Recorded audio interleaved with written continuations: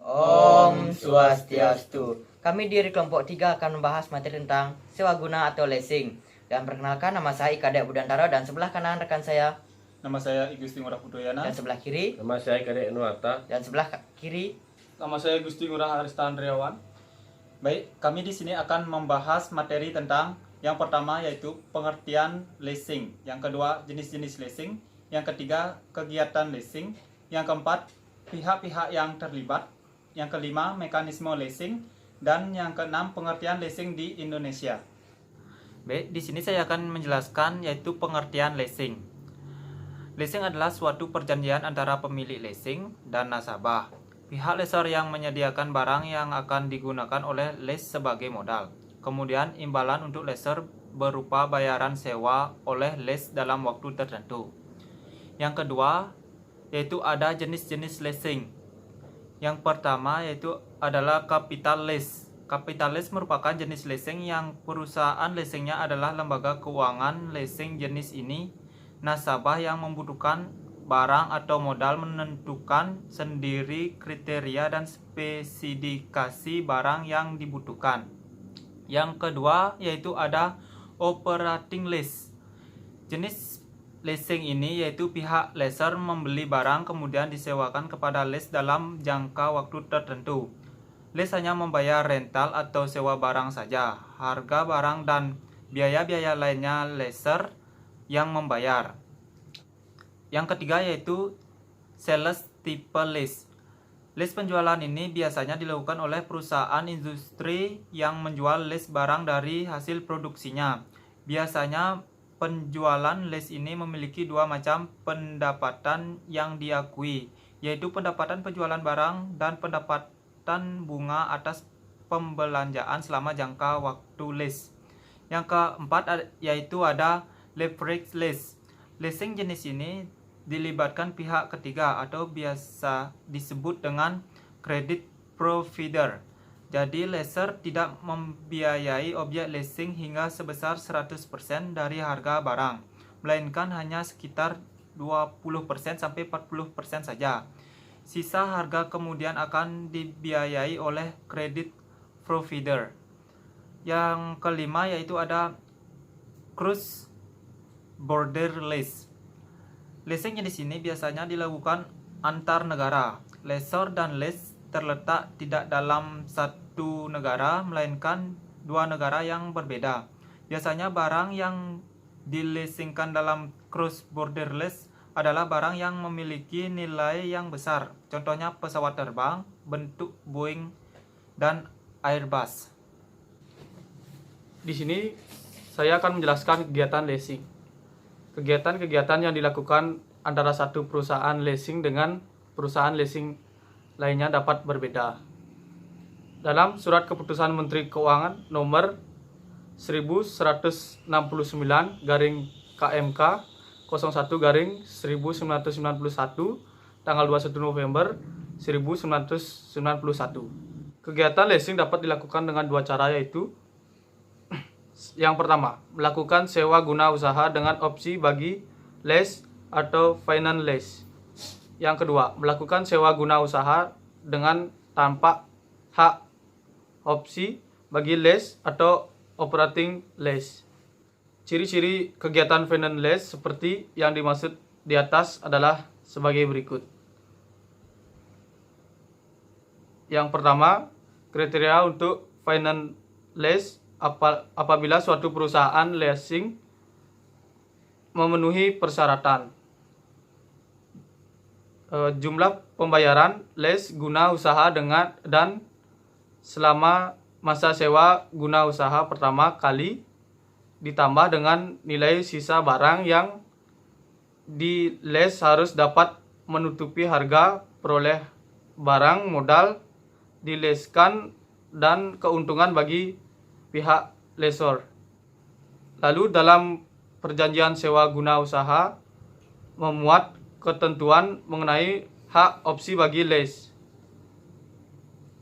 Terus yang kedua, sedangkan kriteria operating lease adalah memenuhi persyaratan berikut. Jumlah pembayaran selama masa leasing pertama, tidak dapat menutupi harga perolehan barang modal yang dileskan, ditambah keuntungan bagi pihak lesor. Lalu di dalam perjanjian leasing tidak memuat mengenai hak opsi bagi lease. Kemudian dalam praktiknya transaksi finance lease dibagi dalam bentuk sebagai berikut. Yang pertama, direct finance lease. Transaksi ini juga dengan nama true lease. Dinamakan transaksi ini pihak lessor membeli barang modal atas permintaan lease dan sekaligus menyewagunakan barang tersebut kepada lease. Terus yang kedua, sales and leaseback. Proses ini dilakukan di mana pihak lease menjual barang modal kepada lessor untuk dilakukan kontrak sewa guna usaha atau barang tersebut antara lease dengan lessor. Baik, saya akan membahas pihak-pihak yang terlibat dalam leasing. 1. Lessor adalah perusahaan leasing atau pihak yang memberikan jasa pembiayaan kepada pihak lease dalam bentuk barang modal. Lessor dalam finansial lease bertujuan untuk mendapatkan kembali biaya yang telah dikeluarkan untuk membiayai penyediaan barang modal dengan mendapatkan keuntungan. 2. Lease adalah perusahaan atau pihak yang memperoleh pembiayaan dalam bentuk barang modal dari lessor.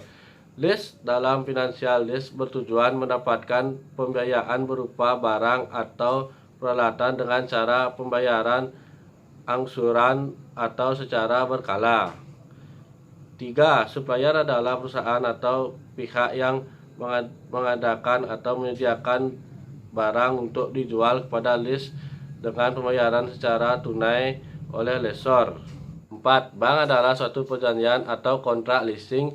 Pihak bank atau kreditor tidak terlihat secara langsung dalam kontrak tersebut.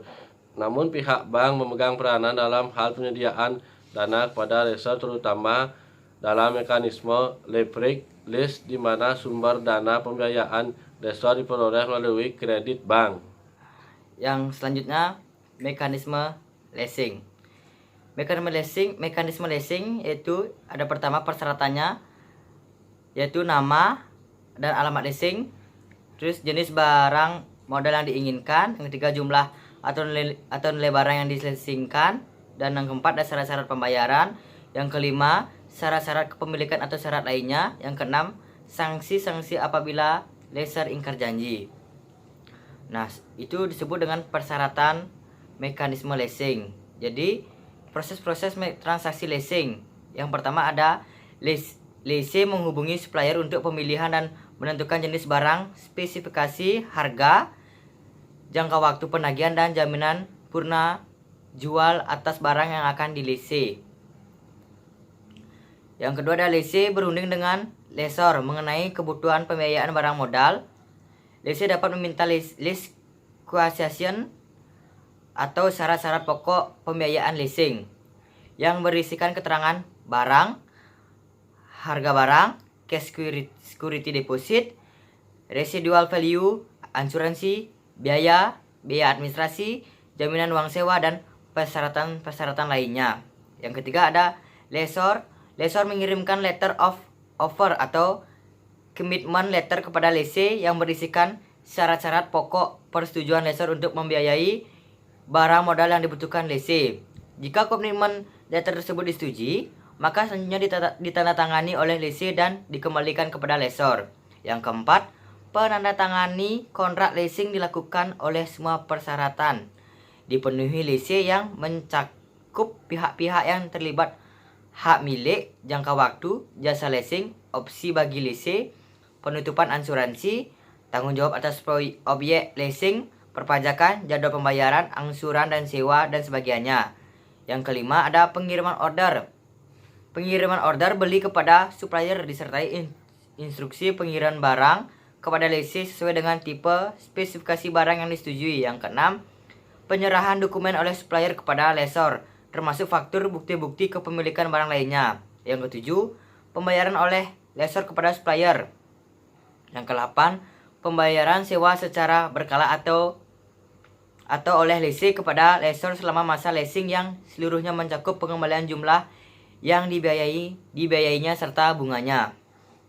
Baik, selanjutnya yaitu perkembangan leasing di Indonesia.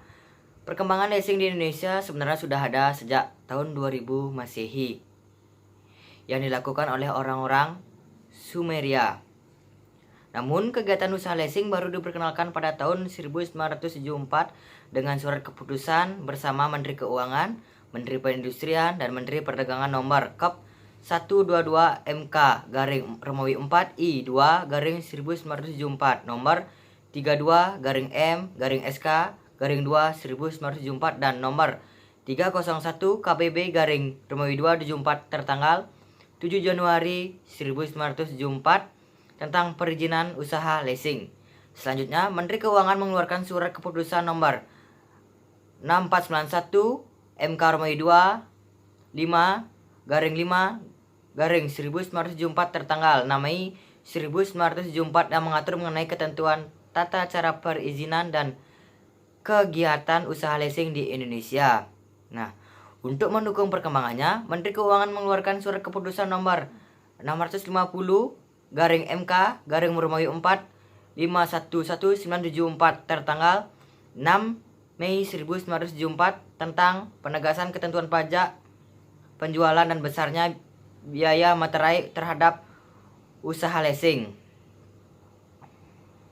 Nah, ketentuan minimum modal disetor untuk pendirian suatu perusahaan pembiayaan yang melakukan kegiatan usaha leasing diatur dalam Pakdes 20 tahun 1988 dengan keputusan Menteri Keuangan nomor 1251 garing KMK titik 013 garing 1988 tanggal 20 Desember 1988 di mana jumlah modal disetor atau disimpan, wajib dan pokok ditetapkan sebagai berikut. Yang pertama, perusahaan swasta nasional sebesar Rp 3 miliar. Yang kedua, perusahaan patungan Indonesia asing sebesar 10 miliar. Dan yang ketiga, koperasi sebesar 3 miliar. Sekian materi yang kami sampaikan. Mohon maaf jika ada salah kata. Akhir kata kami ucapkan Parama Santi. Om Santi Santi Santi Om.